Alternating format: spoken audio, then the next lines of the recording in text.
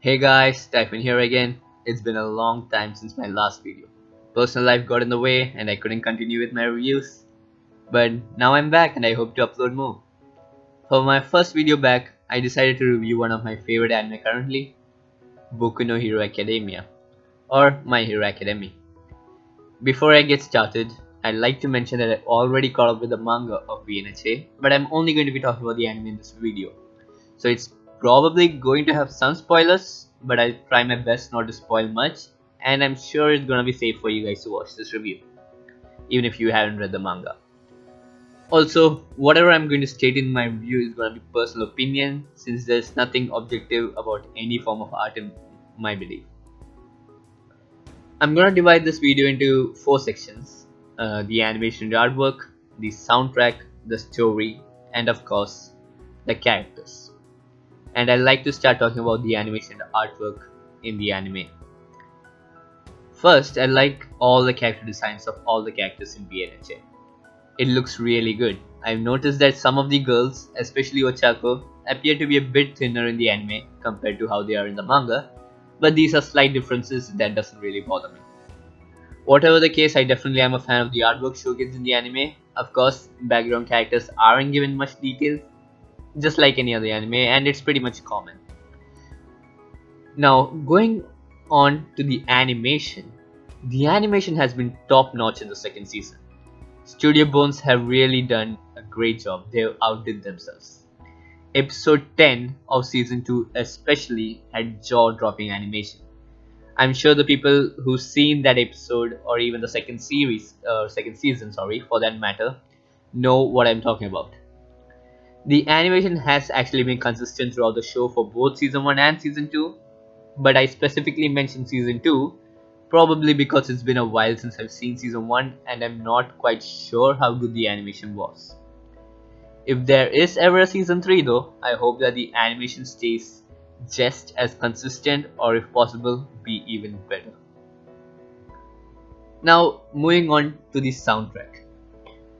I believe the soundtrack is the second best part of the series. It's absolutely amazing. The way the music gets you hyped about certain scenes and emotional in other scenes is absolutely wonderful. The utilization has been great. Personally, my favorite soundtrack has been You Say Run and You Can Become a Hero.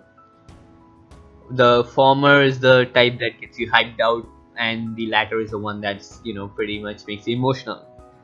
I'll also talk about the opening and ED in this section, probably because even though they don't really count, I guess, as soundtrack, I'm not really sure. Both are music, so I like to include it in this section. Personally, my favorite opening, music-wise, is the third opening, Sora no Uteba by Amazarashi. And then both Peace Sign as well as The Day are tied at second place for me. I believe Sora no Uteba is number 1 for me, probably because I have a bias towards Amazarashi. I love all their songs. They are my favorite band, and I love to hear their music. So I was really excited to know that the third opening of BNH was going to be done by them, and it lived up to my expectations. So it's definitely my number 1. Then when I'm talking about the ending songs, I wouldn't put any of the ending above the other. Not really sure. I guess I like all of them equally.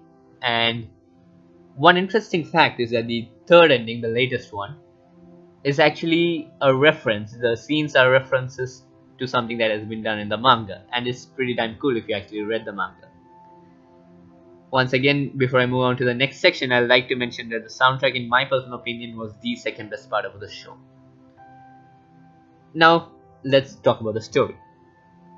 Moving on to the story of BNHA, to be honest, it's actually pretty common. Nothing new if you actually think about it. It's the same old protagonist who is weaker than the people around him, has to work hard and get to the top kind of story. However, what I like is the execution. Even if the premise is generic, if the execution is done right, the show still ends up being very enjoyable. An example of this would be Rakudai Kishino Cavalry, which is an amazing series by the way if you read the light novels. And I believe the same concept works here. The story might be pretty generic, but the execution is done right. it's really great to see how Midoriya works his way to the top to reach where he is.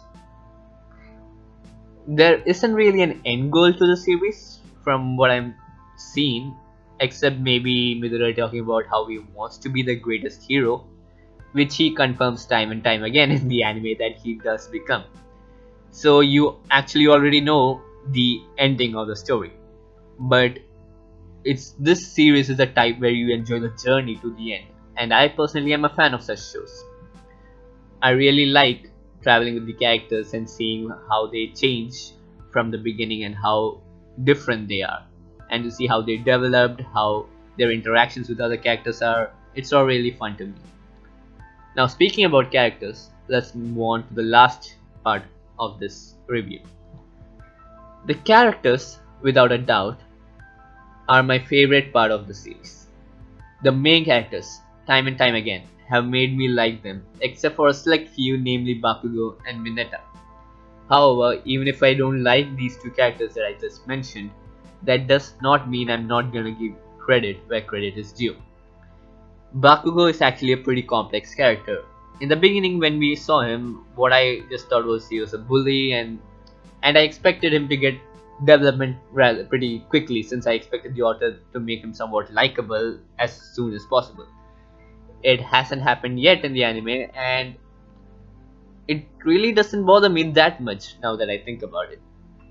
The thing about Bakugo is that he wants to get to the top, but he doesn't want an easy path to that place, and I can respect that. But the thing is, he also acts like he's always better than everyone else.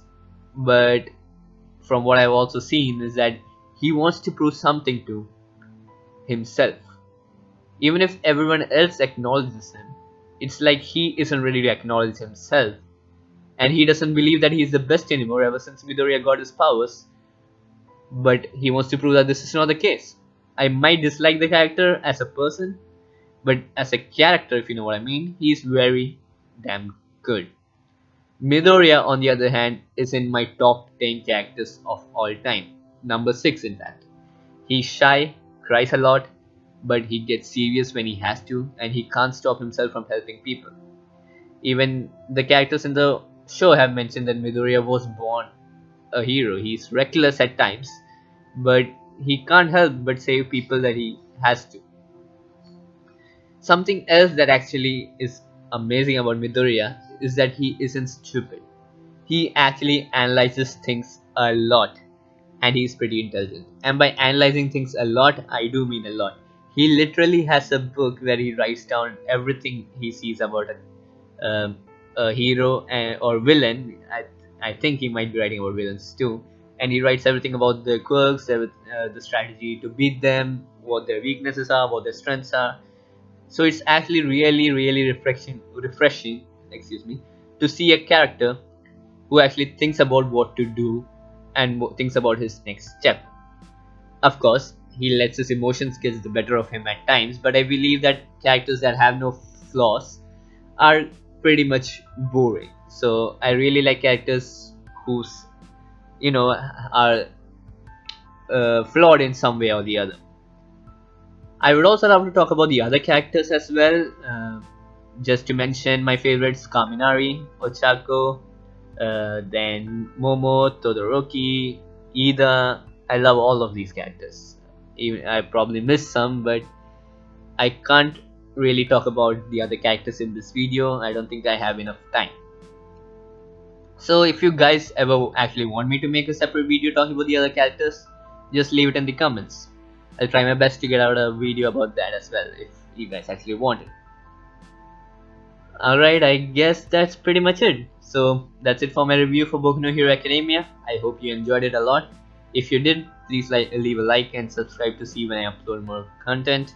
Also, comment down below on what you thought about this review and your opinion on the series. Thank you for watching. Typhoon here. See you guys later.